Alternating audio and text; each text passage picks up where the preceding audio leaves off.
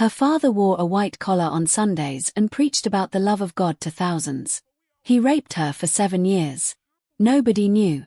Nobody believed her when she finally whispered it to the walls. And when she looked up at heaven and asked God why he allowed it, heaven was silent. So Miriam made a decision the night she turned 17 and ran out of her father's house with nothing but the clothes on her body and a rage so deep it had become a religion. If the God of the church could not protect her, she would find a God who would give her power. What happened next will shake you. What happened at the end will undo you. Stay with this story. Every word of it was written for someone. Before we go any further, if you are new here, welcome to Stories of Grace. This channel exists for one reason: to tell the stories that remind broken people that God is not finished with them. Hit that subscribe button right now and turn on the notification bell so you never miss a story. And if you already know someone who needs to hear this one today, share it with them before this video ends. Now, let us go back to Miriam. The congregation of Calvary Tabernacle loved Bishop Ezra Moshe. They loved his thundering voice that rattled the stained glass windows every Sunday morning. They loved his sermons about the goodness of God and the faithfulness of a father who never abandons his children. They loved the way he laid hands on the sick and prayed with tears running freely down his broad, distinguished face. He was the kind of man that made people believe the church was still holy. But inside the 4 walls of the Moshe family home, another story was being told. Miriam Moshe was the bishop's first daughter, born in the 4th year of his ministry, and she had her father's eyes, sharp, burning, intelligent. From childhood she had watched those eyes scan the congregation with warmth and scan her with something else entirely. She could never name it as a child. She only knew it made her want to disappear. She was 6 years old the first time. She remembered it the way you remember a car accident, not in clean sequence, but in fragments that arrive without warning. The smell of his cologne. The weight of his hand on her door. The way he told her afterward that this was what fathers did when they loved their children more than other fathers did. That God had given him a special kind of love. That she was chosen. Miriam, at 6, believed him. She had no reason not to. He was Bishop Ezra Moshe. He spoke for God. She was 13 before the word for what he was doing finally reached her brain, and with it came a nausea so violent she vomited in the church bathroom during her father's sermon on Psalm 91, "He who dwells in the shelter of the Most High." She sat on the cold floor tiles and shook, listening to the applause from the sanctuary as her father finished his message to a standing ovation. He who dwells in the shelter of the Most High. She had no shelter. She was the bishop's daughter. By the time Miriam was 15, she had told 2 people. The first was a Sunday school teacher named Sister Lydia who had kind eyes and always smelled of lavender. Sister Lydia listened to Miriam's trembling account, held her hands, and then told her, gently, with a smile that never left her face, that she needed to be careful about the stories she told about men of God. That the devil used children to bring down anointed leaders. That she should pray and ask God to cleanse her imagination. Sister Lydia reported the conversation to the bishop. That night was the worst night of Miriam's life. The second person she told was her mother, Esther, a soft, beautiful woman who had given her whole life to the ministry and could not afford, emotionally or spiritually, to dismantle the altar she had built it on. Esther cried. Esther prayed. Esther told Miriam that she needed to stop wearing certain things around the house and stop making it difficult for her father to be holy. After that, Miriam stopped telling people. She stopped going to the altar. She stopped opening her Bible. She stopped singing the worship songs she had loved since childhood. Songs about a God who sees, a God who rescues, a God who is close to the brokenhearted. Every lyric felt like a lie wearing a beautiful dress. She was 17 when she finally ran. She packed nothing because she owned nothing that felt like hers. Everything in that house had been tainted. She walked out at 2 in the morning on a Tuesday, went to a bus station, and got on the first bus going anywhere. She had 4,000 naira and a hatred so clean and organized it felt like purpose. She was done with God.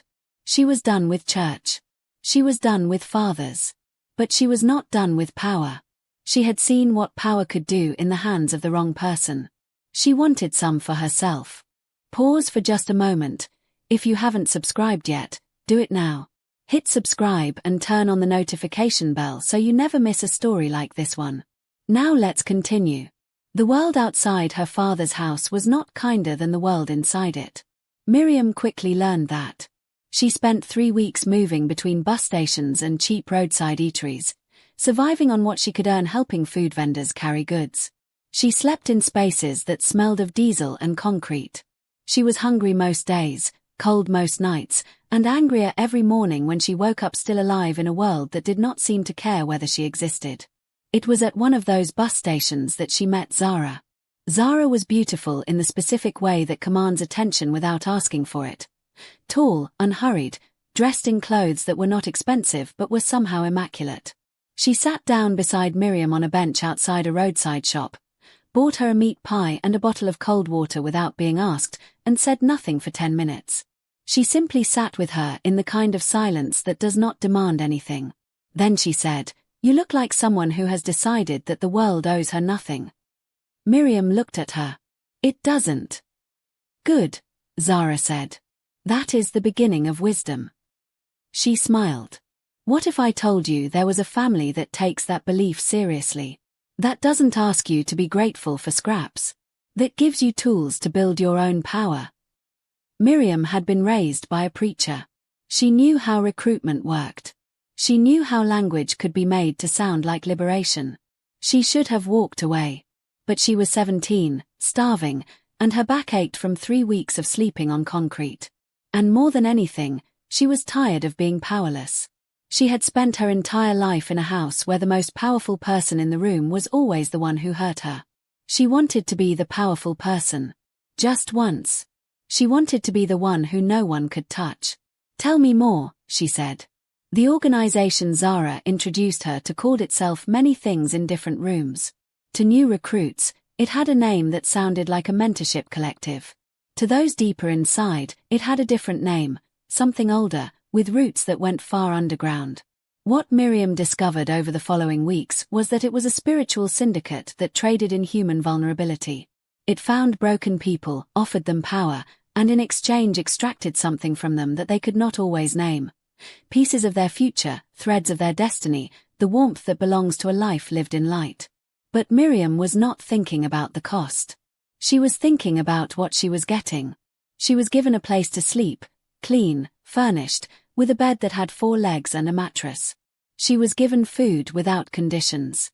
She was given community, other young women and men who had also been hurt by the world, who wore their wounds like armor, who laughed loudly and spoke with the particular confidence of people who had decided that softness was a liability.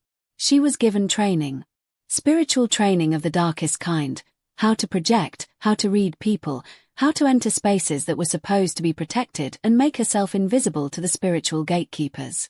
She was taught to see people's wounds before they opened their mouths, and to use those wounds as doors. She was very good at it. Within a year, Miriam had risen to become one of the organization's most effective field agents. She was sent into churches, prayer meetings, youth retreats, places where young people who had been freshly hurt by life came looking for something real. Her job was to find the most vulnerable ones and begin a slow, careful conversation that ended with them following her into a different kind of darkness than the one they had fled. She told herself it was not so different from what her father had done. He had also found broken people and offered them hope and taken something from them. The difference, she reasoned, was that she was honest about what she was. She wore no collar. She called no one father. She had no idea how much she was lying to herself. She had no idea that the same God her father had misrepresented was watching her, not with the cold detachment she had assigned to him, but with the specific, aching grief of a father who watches his child walk into traffic and cannot force her to stop. She had no idea that there was a place being prepared for her. And she had no idea that the place was called the House of Light. The assignment arrived in the 3rd year of her service to the organization. She was summoned by Zara, who was now her handler, not her friend, and given a dossier. Not an actual physical folder, but a detailed briefing in the way these things always worked, a description of a place, a description of the people in it, and a description of what she was supposed to extract. The target was a shelter called the House of Light. Miriam listened as Zara described it, a community home for young people who had come out of addiction, broken homes, occult involvement, and spiritual crisis. It was run by a woman named Salome, a quiet intercessor in her 40s who had reportedly been used by God to perform several unexplainable healings and deliverances. The House of Light was gaining a reputation in the region as a place where impossible things happened. Young people who had been declared hopeless by their families were returning whole. Girls who had been deep in the same kind of organization Miriam now served were walking out of it, completely, supernaturally free. The organization was concerned. A place that powerful was a threat. It needed to be infiltrated, its most vulnerable residents identified, and, if possible, its influence disrupted from within. Miriam was chosen because she was the best at reading wounded people quickly. She was also chosen because her history, a bishop's daughter who had been abused and had left the church, gave her an authentic cover story. She could walk into the House of Light as a wounded young woman seeking refuge. No one would question it. Because it would not entirely be a lie. She accepted the assignment without hesitation. She packed a small bag, dressed down, and arrived at the House of Light on a Thursday afternoon with the address she had been given and a face arranged into the careful expression of someone who was lost and afraid. What she did not anticipate was Salome. Salome met her at the door, not because she had been watching for her, but because she had been in prayer when something had shifted in the atmosphere of the house and she had heard, as she often heard in that low clear register that bypassed her rational mind entirely, a single instruction: go to the door. Salome opened the door before Miriam could knock. They looked at each other. Miriam, trained to read people in seconds, found that she could not read this woman. Salome's face was open in a way that Miriam had no category for, not the performed openness of her father's public persona, not the calculated warmth of Zara's recruitment face. Something else. Something that made Miriam's chest tighten in a way she could not immediately explain. I know you're tired, Salome said quietly. Come in. She had not said, tell me who you are. She had not said, why are you here? She had not said, what happened to you? She had said, I know you're tired. Miriam, who had not cried in 3 years, felt something move dangerously behind her eyes. She locked it down. She was on assignment. She went inside. Quick reminder, if this story is already getting to you, it is going to get more powerful from here. Subscribe now and share this video with one person who needs to hear that God has not forgotten them. Let's keep going. The House of Light was not what Miriam expected. She had expected something that felt like a church, structured, performance-based, hierarchical. She had expected sermons and altar calls and people competing for spiritual status.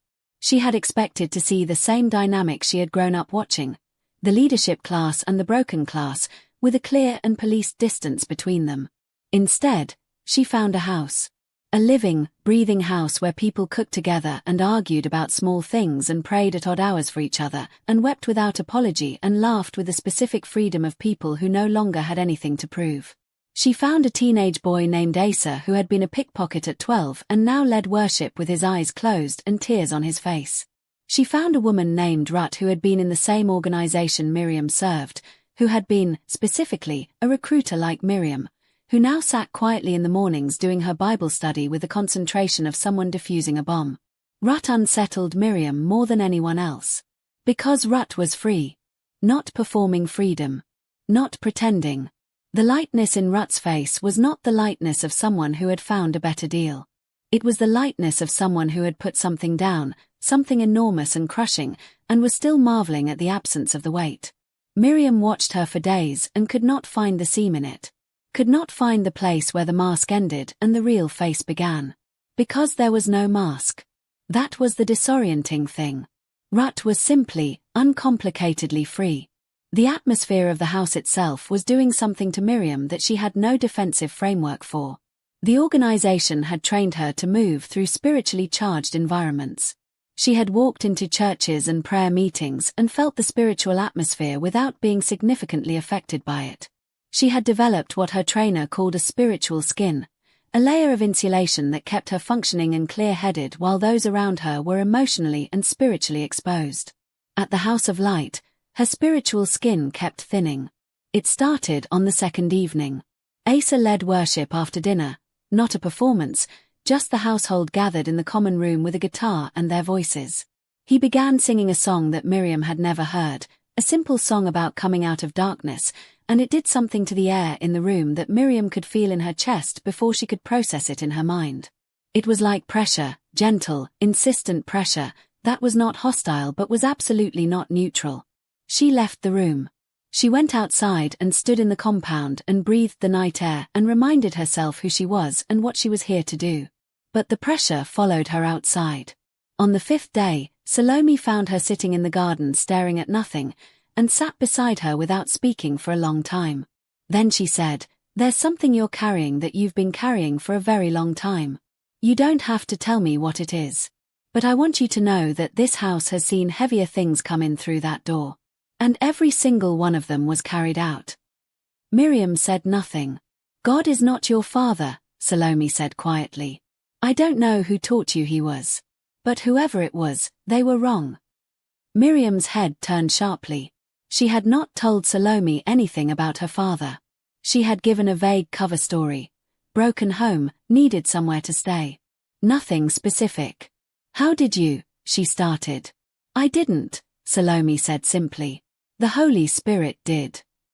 Miriam stood up and walked back inside. But that night, lying on her bed in the room she shared with 2 other young women, she stared at the ceiling and felt something she had not felt since she was 6 years old. Before the first night, before her world became the shape it had become. She felt seen. Not the predatory seeing of someone looking for what they could take. The other kind. The kind that costs the seer something. The kind that says, "I see exactly what happened to you, and it does not make me look away." She pressed her face into her pillow and shook. Downstairs, Salome was on her knees. We are at the turning point of this story. Before we go further, if you are watching this and something inside you is being stirred right now, that is not an accident. That is God knocking. Don't close the door. And right now, before you forget, subscribe to this channel, click the like button, and share this story with someone who needs to know that God sees them in the dark. Let us continue. Miriam lasted 12 days before the house cracked her open. It happened on a Tuesday night, a Tuesday, which had always been a significant day in her life, for reasons she had never examined carefully. It was on a Tuesday that she had first run. It was on a Tuesday that she had accepted Zara's invitation. And it was on a Tuesday that the thing she had sealed away behind the hardest wall she knew how to build finally broke through. Salome had called the household together for what she simply called a night of remembrance. Not a church service, not a deliverance session, just a gathering where each person in the house was invited to share one thing God had brought them out of, or one thing they were still asking Him to bring them out of. No judgment. No pressure. No performance. Miriam sat in the back of the room with her arms folded and her face arranged into the expression she always wore in these settings. Attentive but detached, warm but unreachable. Person after person shared. A young man who had been suicidal. A girl who had run away from a forced marriage. Rut, who told her story with the clean brevity of someone who had told it enough times that the telling no longer had the power to collapse her, and who said, at the end, "I was in darkness for 8 years, and what brought me out was not willpower. It was a God who walked into the darkness and found me there and did not tell me to clean myself up before He would touch me." The room was very quiet when she finished. Then Asa began to play his guitar softly, the same song from that first evening, and something in Miriam gave way. It came from somewhere so deep that she did not recognize it at first. A sound she had not made since childhood, not a cry, but something before crying, something that lives underneath crying. It came up through her chest and out of her mouth before she could stop it. And she did not stop it. She sat in the back of the room and she wept with the full weight of 17 years, 6 years old, 7 years old, 8 years old, 9, 10, 11, 12, 13, the Sunday school teacher, her mother's face, the bus station, Zara's smile, the organization, the assignments, the girls she had recruited and handed over and never thought about again, and the place she was in now, in this house, on this assignment. With this God she had decided did not see her. Salome was beside her. Miriam did not know when she moved. She only knew that when she became aware of the room again, there were arms around her and a voice speaking quietly. Not a prayer performed for an audience, but a prayer that sounded like someone talking to a person they knew very well about someone they both loved. "Father, she has been carrying this since she was a child. She is so tired. And she has come to this house not the way she thinks she has come, but the way you brought her. Because you never stopped looking for her. You never stopped. You have been following her into every dark room she has ever walked into and waiting at the door.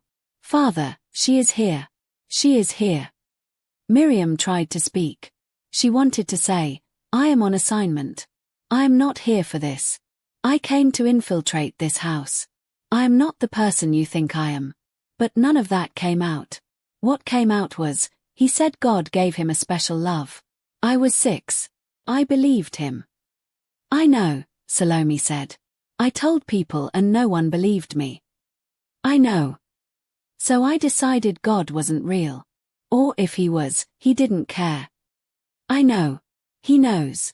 And he's been waiting for you to tell him to his face. There was a long silence.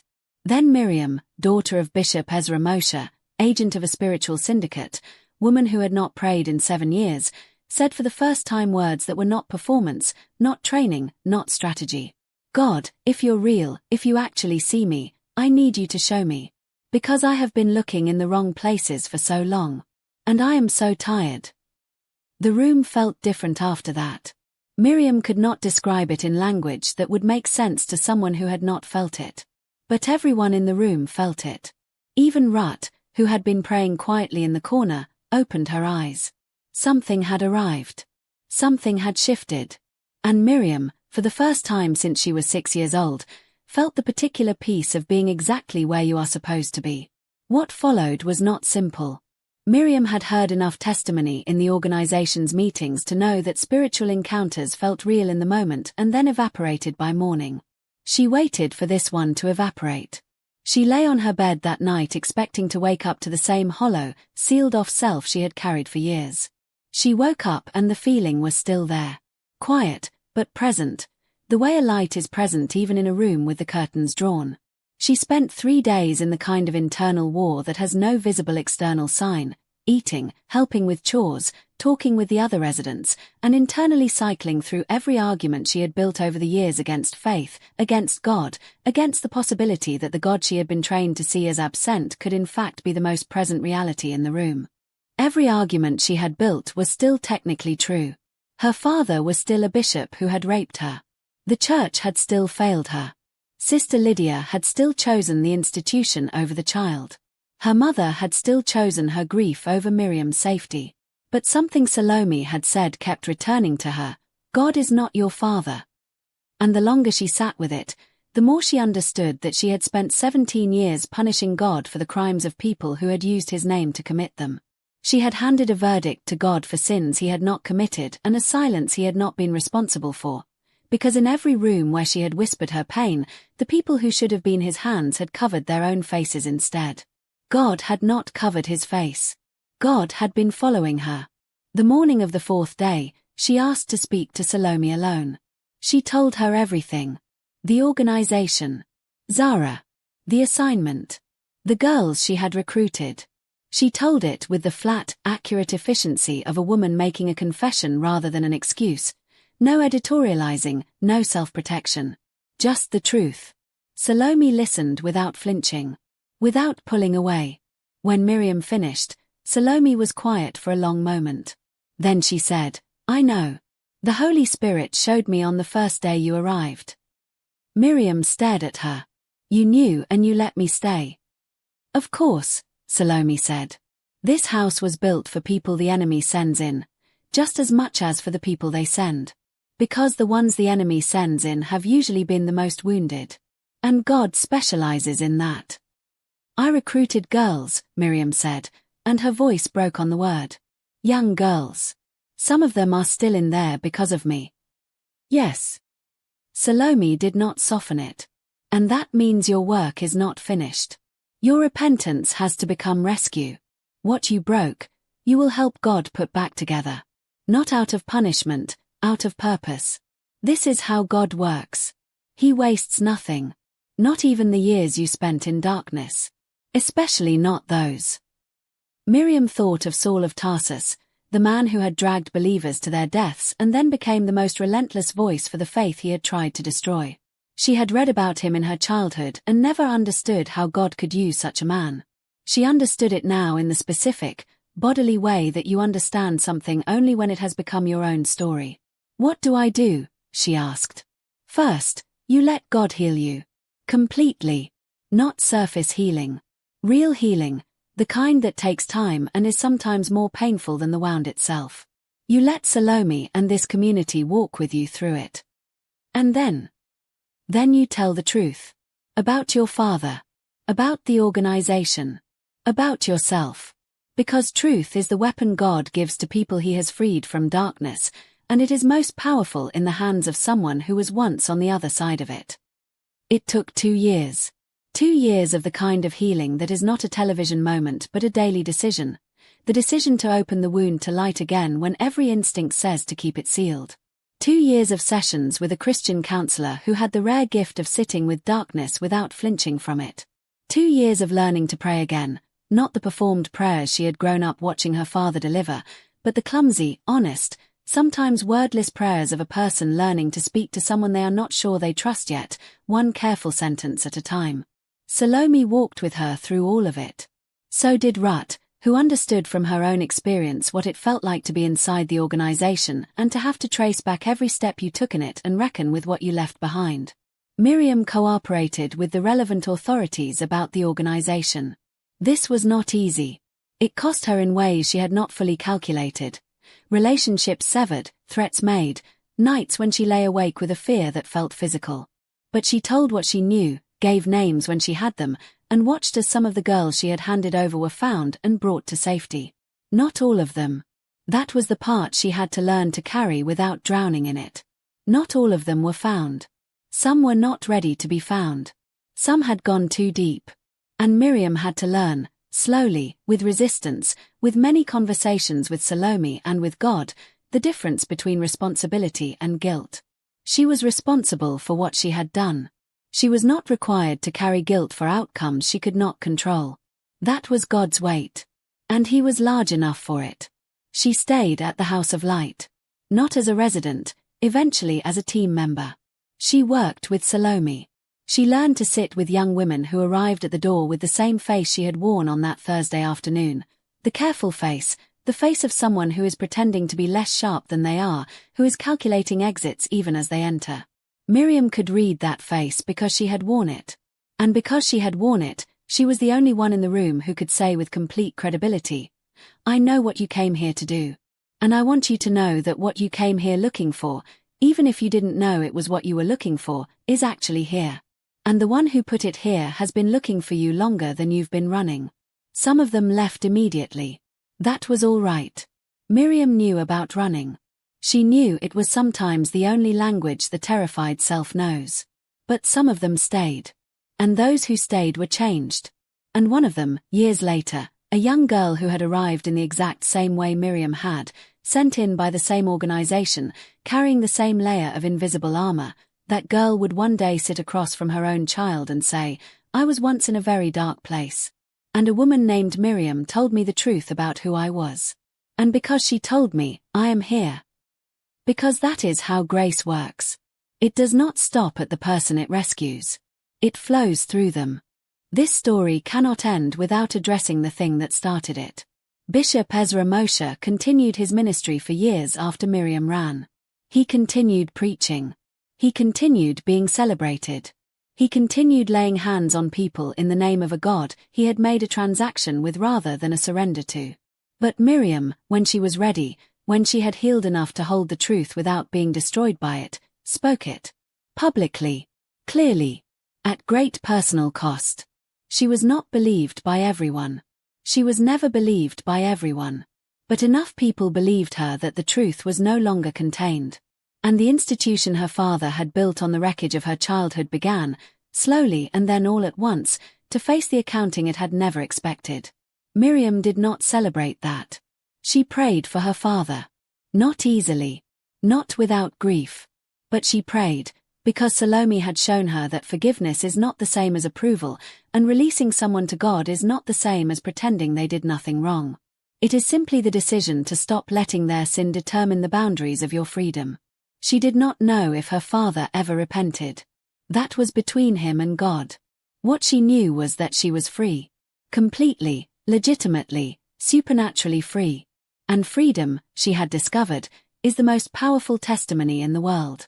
Not because it proves you are strong, but because it proves that the one who freed you is. Moral lessons from Miriam's story. Lesson 1. The abuse of God's name does not diminish God's character. Bishop Ezra Moshe used the name and authority of God to commit monstrous evil. But his abuse of that name was not a reflection of God, it was a theft of it. Many people, like Miriam, walk away from God because someone who claimed to represent him chose to destroy rather than protect. God is not responsible for what his name is used to cover. He is the one standing in the rubble of that misrepresentation, holding the person who was hurt, saying, "That was never me. The thief comes only to steal and kill and destroy. I have come that they may have life and have it to the full." John 10 verse 10. Lesson 2. Running from the wrong God does not mean you have found no God at all. Miriam's decision to join the organization was not a decision to worship nothing. It was a decision to worship something that would give her what she thought God had withheld: protection, power, and dignity. But all the darkness ever gave her was a sophisticated version of what her father had given her: the illusion of belonging in exchange for pieces of herself. When she finally encountered the real God, unmediated by performance, unfiltered by institution, she discovered that he had been what she was looking for the entire time. You will seek me and find me when you seek me with all your heart. Jeremiah 29 verse 13. Lesson 3. The church's silence in the face of abuse has eternal consequences. Sister Lydia made a catastrophic choice when she chose the reputation of a leader over the safety of a child. Miriam's mother made a catastrophic choice when she chose her own grief over her daughter's wounds. These choices did not just hurt Miriam. They pushed her into 7 years of darkness and handed dozens of other young people into bondage through her. When the church protects its image at the expense of the wounded, it does not protect God's name. It drags it. But whoever causes one of these little ones who believe in me to stumble, it would be better for him to have a millstone fastened around his neck and to be drowned in the depth of the sea. Matthew 18 verse 6. Lesson 4. God follows his children into every room, including the dark ones. Miriam went to the house of light as a spy. God used that decision to bring her home. She thought she was choosing to enter that house. God had engineered the entire path. His pursuit of the people he loves is not stopped by their rebellion, their chosen darkness, or their active opposition to everything he stands for. He is the father who runs toward the returning prodigal, but he also, quietly and without announcement, walks into the far country to find the one who is not yet returning. But while he was still a long way off, his father saw him and was filled with compassion for him. He ran to his son, threw his arms around him and kissed him. Luke 15 verse 20. Lesson 5. Forgiveness is not the end of the story. It is the beginning of the assignment. When Miriam was freed, she did not simply get her life back. She was given a new one, built on the exact terrain of her darkest years. The organization she had served became the field she would spend her life working against. The wound she had inflicted became the specific map of who she could reach. God wastes nothing, not the pain, not the years, not the darkness. He redeems it all. This is not a comfortable truth. It is a powerful one. I will repay you for the years the locusts have eaten. Joel 2 verse 25.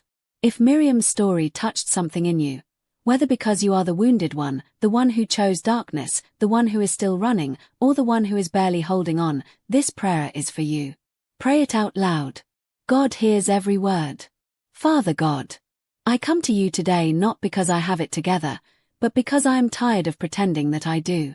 If I am honest, there are things that were done to me that I never brought to you because I was not sure you cared. Or because the people who hurt me did it in your name, and I have not known how to separate you from them. I bring those things to you now. I bring the wounds I sealed away and the rage I turned into religion and the darkness I walked into because the light burned me. I ask you to show me who you really are. Not the version misrepresented by broken people. The real you, the one who sees, who follows, who does not flinch from what was done to me or from what I have done. If I have been running, I am turning around. If I have been carrying guilt for what others did to me, I release it now. If I have hurt others, I confess it, and I ask you to make a way for redemption. Heal me, Father. Not the surface. The deep places. The places I have kept even from myself. And when I am whole enough, use me. Use every year. Use every wound. Let nothing go to waste. In the name of Jesus Christ, who walked into every kind of darkness and came out with the keys. Amen. A word to hold on to. The Spirit of the Sovereign Lord is on me, because the Lord has anointed me to proclaim good news to the poor. He has sent me to bind up the brokenhearted, to proclaim freedom for the captives and release from darkness for the prisoners, to comfort all who mourn and provide for those who grieve in Zion, to bestow on them a crown of beauty instead of ashes, the oil of joy instead of mourning, and a garment of praise instead of a spirit of despair. Isaiah 61 verses 1-3. If this story ministered to you today, if something in it cracked something open, or gave you language for something you have been carrying, or reminded you that God has not stopped pursuing you, please do not leave without doing 3 things. First, subscribe to this channel if you haven't already.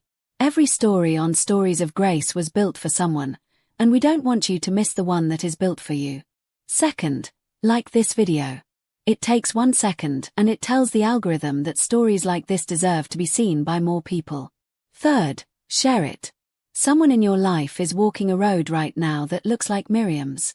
They may not say it, but they are tired. Send this to them. It may be the thing that makes them turn around. We will see you in the next story.